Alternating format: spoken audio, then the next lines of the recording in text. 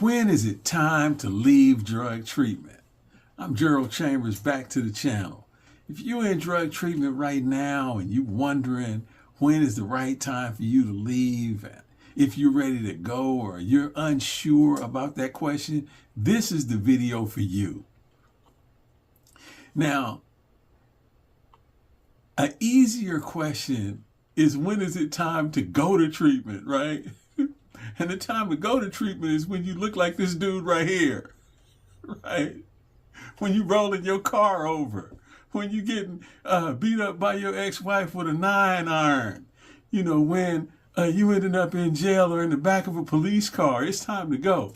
Now, when is it time to leave? After you get there, after you've been there for a minute, when is it time to leave? Well, obviously, when stabilization has been achieved, you know, you're not in acute withdrawal crisis. You're not, your mood and your sleep patterns are better. You're thinking more clearly. You've calmed down. Your cravings are manageable and not overwhelming. You know, it's a lot of different ways to tell when it's time to go. When you got a basic recovery routine, you know, you go into meetings regularly, either in person or online. Daily structure, you know, you eating 3 meals a day, you sleeping, you know, you're not worried, you're not overwhelmed by unmanageability. Your cravings are present but manageable, not overwhelming you.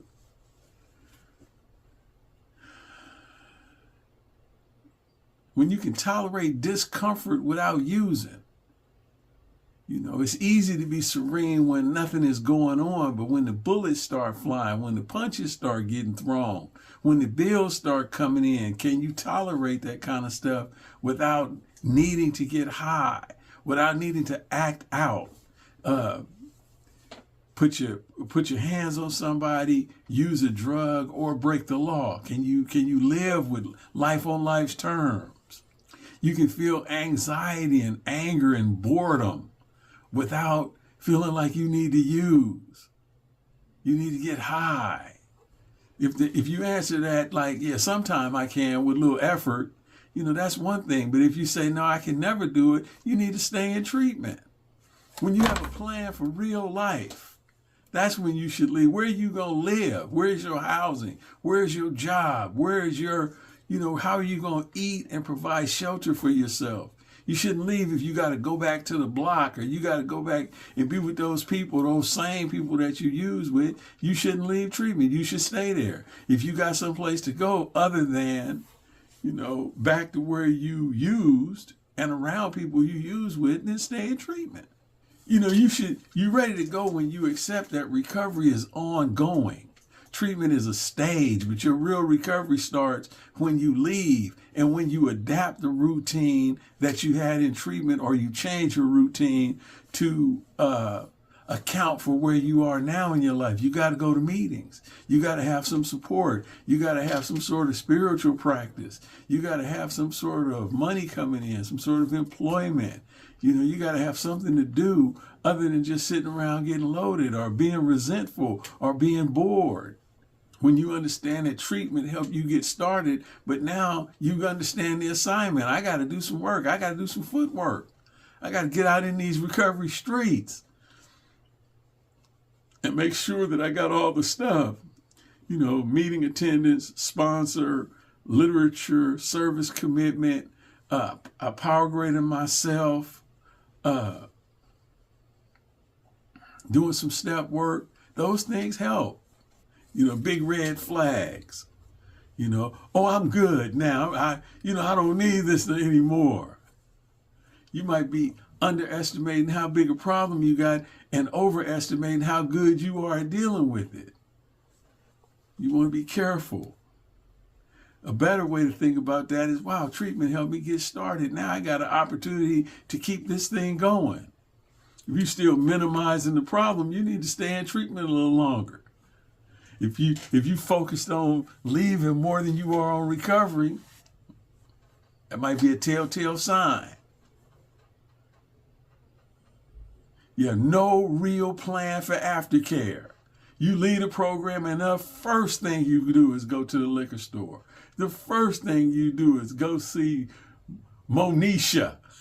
And she got some weed. Yeah, no real plan. That's why we encourage you to go to meetings, because that's the beginning of the plan. From there, you can make you can improve on that and add more things to it. You still hanging on to old people, places, and things that you were involved with prior to coming in. Look, if you don't have no place else to go but back with Pookie and Nuck and them dudes on the corner, you need to stay in treatment. You know, treatment doesn't fix addiction.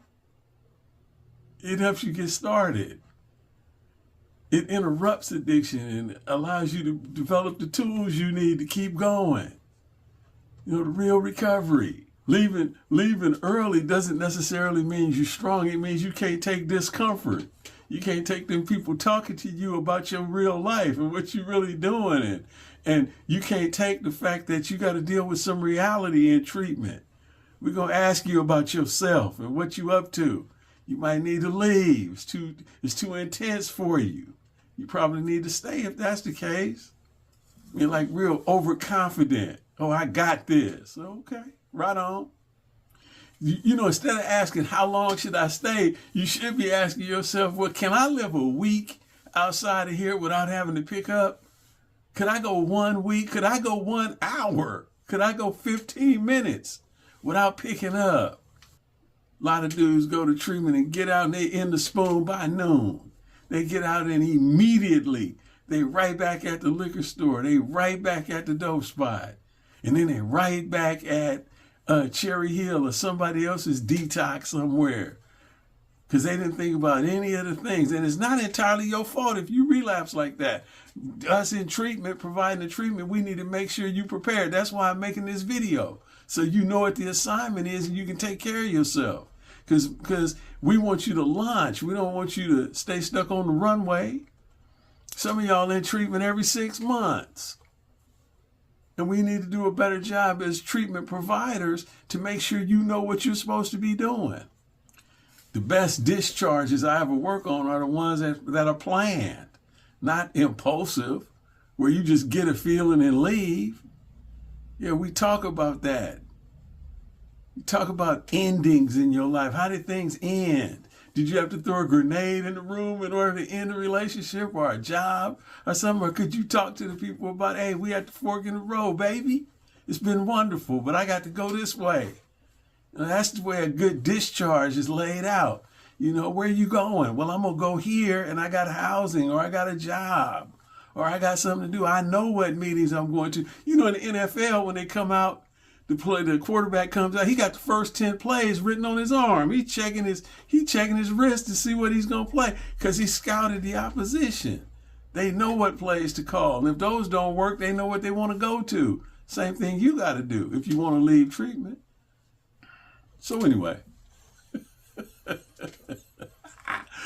you're trying to figure it out, talk to me. Talk to somebody. Ask us. You know, don't be afraid to raise your hand and say, hey, I don't know if it's time for me to go yet. I don't want to hang on to you. I don't want to keep you in treatment. My job is to get you out in life living again. Yeah, that's freedom. Can you function? Can you function without using?